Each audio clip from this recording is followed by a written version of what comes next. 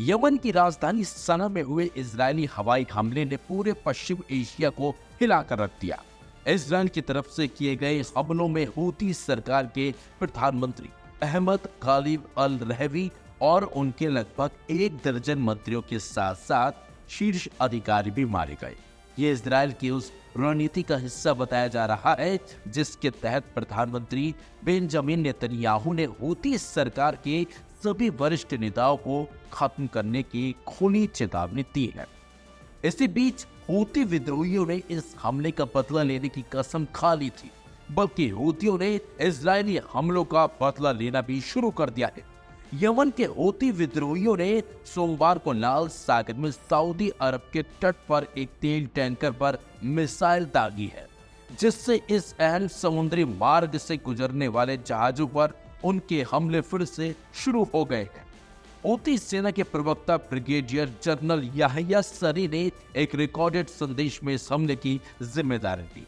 याहिया सरी ने आरोप लगाया है कि जिस जहाज स्कॉर्लेट ट्रे को निशाना बनाया गया उसका संबंध इजराइल से है। साथ ही साथ याहिया सरी ने साफ कर दिया है कि अब लाल सागर में फिर खून बहेगा और फिर लगातार हमले जारी रहेंगे। हालांकि ब्रिटिश सेना के पश्चिम एशिया में नौवहन पर नजर रखने वाले United kingdom maritime trade operation centre ने पहले बताया था कि एक जहाज ने सऊदी अरब के पास तट पर पानी में धमाके की आवाज सुनी, लेकिन जब सिर्फ हमले का दावा किया जा रहा था। लेकिन अब याहिया सरी के बयान के बाद ये साफ हो गया है कि हूतियों ने ही इस बड़े हमले को अंजाम दिया है। दरअसल नवनियुक्त कार्यवाहक प्रधानमंत्री मोहम्मद मुफ्ताह ने सोमवार को राजधानी सना में एक बड़े सार्वजनिक कार्यक्रम में भाषण देकर कहा था कि हम पीछे नहीं हटेंगे। हम अमेरिका, ब्रिटेन, अरब देशों और इजराइल सभी जायनिस्ट ताकतों के लिए कांटा बने रहेंगे। उनके इस बयान के बाद से साफ हो गया था कि हूती जल्द इन हमलों का बदला लेने वाले हैं, और वही हुआ। जिस तरह से हूतियों ने चेतावनी दी थी उसी के तहत हूतियों ने हमलों का बदला लेना भी अब शुरू कर दिया है। मुफ्ताह, जो हूती नेता अब्दुल मलिक अल हूती के करीबी माने जाते हैं, ये भी उन्होंने दोहराया है कि उनका आंदोलन पूरे मुस्लिम उम्मा के लिए इजराइल और उसके सहयोगी के खिलाफ लड़ रहा है। दरअसल 2014 से हूती विद्रोही राजधानी सना पर काबिज हैं और सऊदी समर्थित सरकार के खिलाफ लड़ाई जारी रखे हुए है। 2023 में इजराइल हमास युद्ध शुरू होने के बाद से हूती लगातार गाजा के समर्थन में मिसाइल और ड्रोन इजराइल की ओर दाग रहे हैं। वे खुद को ईरान समर्थित एक्सिस ऑफ रेसिस्टेंस यानी प्रतिरोधी धुरी का हिस्सा बताते हैं, जिसमें लेबनान का हिजबुल्ला और अन्य समूह भी शामिल हैं। इजराइल के लिए यह चुनौती और बढ़ गई है क्योंकि हाल ही में लेबनान में हिजबुल्ला को कड़ी सैन्य चोट लगी है और अब हूती इस एंटी इजराइल फ्रंट में ज्यादा आक्रामक भूमिका निभाते दिखाई दे रहे हैं। इसी बीच संयुक्त राष्ट्र के विरोध दूत हेल्स ग्रोनबर्ग ने कहा कि हूतियों ने सना और होदेदा में तैनात 11 संयुक्त राष्ट्र कर्मचारियों को गिरफ्तार कर लिया। बताया गया है कि इससे पहले भी 2021 से 2023 के बीच करीब 2 दर्जन यूएन कर्मचारी हूतियों की हिरासत में हैं। विद्रोही आमतौर पर ऐसे छापों को विदेशी ताकतों के साथ सहयोग करने वालों की धरपकड़ करार देते हैं।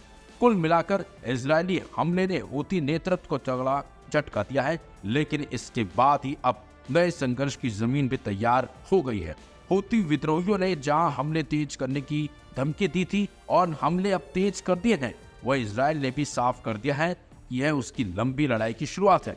अब दुनिया की नजर इस पर है कि लाल सागर से लेकर यमन की राजधानी तक ये टकराव किस नए रूप में सामने आता है, क्योंकि अब लाल सागर में एक बार फिर हूतियों के हमले तेज हो गए हैं और फिर लाल सागर में इस तरह से एक बार फिर लाल खून बहने की आशंका और बढ़ गई है।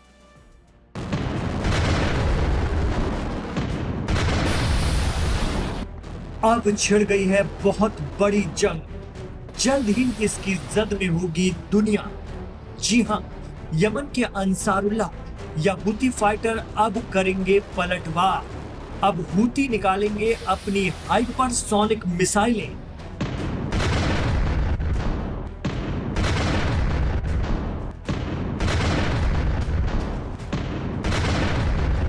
यमन की राजधानी सना पर इसराइल के हमले और इसमें अंसारुल्लाह सरकार के प्राइम मिनिस्टर अहमद अल रहावी सहित कैबिनेट के 9 मंत्रियों की मौत से भड़के हूतियों ने कसम खाई है इसराइल को तबाह करने की। Houthi chief Abdul Malik Badruddin al Houthi ने तो यहाँ तक कह दिया है कि दुश्मन ने अपनी कब्र खुद ही खोद ली है। हूती मिलिट्री के जरिए सोशल मीडिया पर जो बयान आ रहे हैं, उनके मुताबिक यमन अब हाइपरसोनिक मिसाइलों से इसराइल पर टूट पड़ेगा।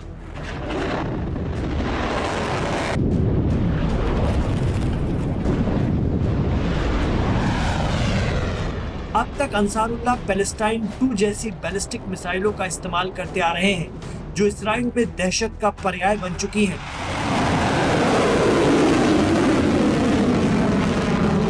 हूतियों की कुछ मिसाइलें तो इसराइल के पीएम नेतन्याहू के घर के बिल्कुल नजदीक आकर गिरी। ऐसे में कई वॉरहेड के साथ चलने वाली हाइपरसोनिक मिसाइलों का इस्तेमाल कर हूती इसराइल में भारी तबाही लाने की धमकी दे रहे हैं। का दावा है कि उनके पास जो हाइपरसोनिक मिसाइलें हैं, उनमें हर मिसाइल में 20 से 50 वॉरहेड ले जाने की सलाहियत है। ये मिसाइलें आवाज से भी तेज रफ्तार से अपने लक्ष्य पर सटीक निशाना लगाती हैं।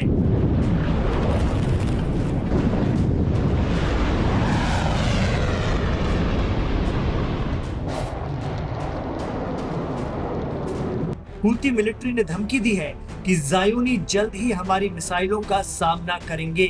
यमन की हूती हुकूमत में इतना बड़ा नुकसान होने के बावजूद राजधानी सना समेत दीगर छोटे बड़े शहरों में बड़ी तादाद में इकट्ठा यमन की आवाम ने बता दिया कि वो इसराइल के हमलों से खौफजदा नहीं है, बल्कि यमन पूरी ताकत से इसराइल से मुकाबला करेगा। राजधानी सना में लाखों की तादाद में आवाम का जोश और वलवला बता रहा है कि जनता गजा के लिए इसराइल के साथ इस जंग में हर परिस्थिति में यमन के अंसारुल्लाह के साथ है।